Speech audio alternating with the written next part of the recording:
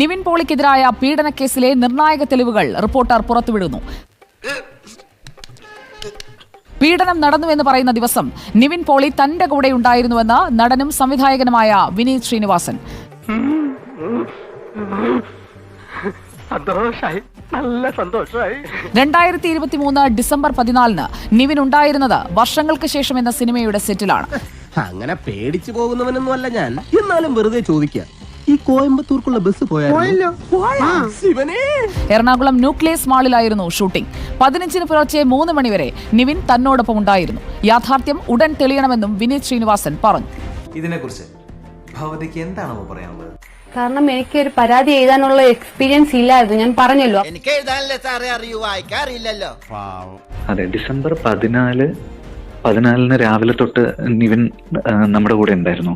ഇതൊക്കെ മറക്കാതിരിക്കാൻ ഞാനൊന്നങ്ങോട്ട് തന്നാലോ? വേണ്ട, ആരും കാണൂല. വേണ്ടെന്നേ. അതായത് ഞങ്ങൾ ഷൂട്ട് ചെയ്തത് തൃപ്പൂണിത്തുറ ന്യൂക്ലിയസ് മാളിലാണ് നമ്മൾ ഷൂട്ട് തുടങ്ങുന്നത്. നമ്മൾ തിയേറ്ററിന്റെ അകത്തുള്ള പോർഷനാണ് ഫസ്റ്റ് ഷൂട്ട് ചെയ്യുന്നത്. നമുക്കപ്പോ ഈ ക്രൗഡും ഉണ്ടല്ലോ, ക്രൗഡായിട്ട് അഭിനയിക്കുന്ന ആളുകളും ഒക്കെ ഉണ്ട്. അപ്പം നിങ്ങൾക്ക് ഇത് പ്രൂവ് ചെയ്യാൻ വലിയ മെനക്കേടും ഉണ്ടാവില്ല. ഒരു പൂവെടുത്ത് ചെവിയിൽ വെച്ചിട്ട് റോഡിൽ കൂടി ഒന്ന് ഓടിയാലോ എന്ന് ആലോചിച്ചിരിക്കുകയാണ് ഞാൻ. അപ്പൊ നിവിന്റെ കാര്യങ്ങളെല്ലാം ഞാൻ സ്ട്രേറ്റ് കോർഡിനേറ്റ് ചെയ്ത് ഡിസംബർ. അപ്പൊ എനിക്ക് അതുകൊണ്ടാണ് ഈ ഡേറ്റ്സ് ഒക്കെ കൃത്യമായിട്ട് ഓർമ്മയുള്ള.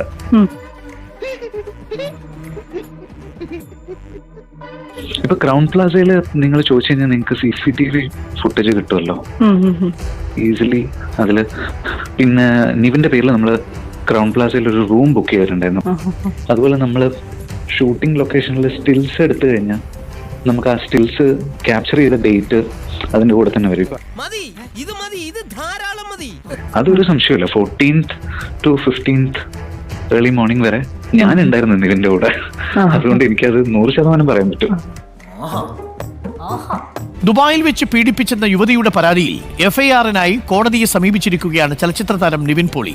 നിവിൻ പോളി 2 ദിവസവും താങ്കളുടെ ഫ്ളാറ്റിൽ തന്നെ ഉണ്ടായിരുന്നു. അതെ ഉണ്ടായിരുന്നു. ഈ പറഞ്ഞതിന് മാറ്റമുണ്ടോ? ഇല്ല. പക്ഷെ ഈ കേസ് സംഭവം നടക്കുന്ന സമയത്ത് താൻ ദുബൈയിലായിരുന്നില്ല. തന്റെ കയ്യിൽ താൻ ആ സമയത്ത് അവിടെ ഉണ്ടായിരുന്നില്ല എന്നുള്ളതിന് മതിയായ തെളിവുകളുണ്ട് എന്നും. നിവിൻ പോളി തന്നെ പീഡിപ്പിച്ചു എന്ന് പറയുന്ന ഇതേ പെണ്ണ് തന്നെ കഞ്ചാവ് അടിക്കുന്ന തന്റെ ഭർത്താവ് മൊത്തമുള്ള ചിത്രങ്ങൾ സോഷ്യൽ മീഡിയയിൽ പങ്കുവച്ചിട്ടുണ്ട്. അതുപോലെ തന്നെ ഇവർക്ക് മണൽ കടത്ത് മാഫിയുമായി നല്ല ബന്ധമുണ്ട് എന്നുള്ളതാണ്.